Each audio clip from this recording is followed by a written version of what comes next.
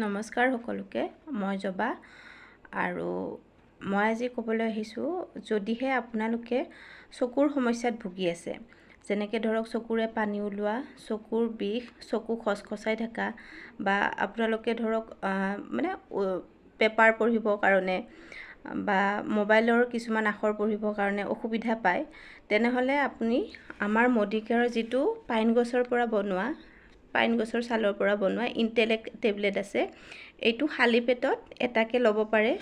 লগতে আমাৰ টাৰ্মাৰিক টেবলেট আছে, এইটো আপুনি কিবা খাই এটাকে খাব পাৰে। আৰু আমাৰ লগত এনেকুৱা ব্যক্তি আছে যোনে ধৰক পেপাৰ পঢ়িবৰ কাৰণে অসুবিধা পাইছিলে, আখৰ যদি চশমা নলয় পেপাৰ পঢ়িলে আখৰ দুটা দুটা দেখে, তেনেকুৱা ধৰণৰ আছে।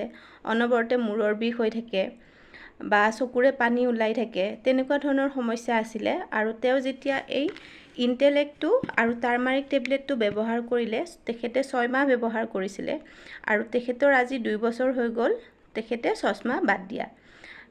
যদিহে আপোনালোকৰো এনেকুৱা ধৰণৰ চকুৰ সমস্যা আছে, তেনেহ'লে আপুনি এবাৰ ইণ্টেলেক্টটো আৰু টাৰ্মাৰিক টেবলেটটো ব্যৱহাৰ কৰি চাব।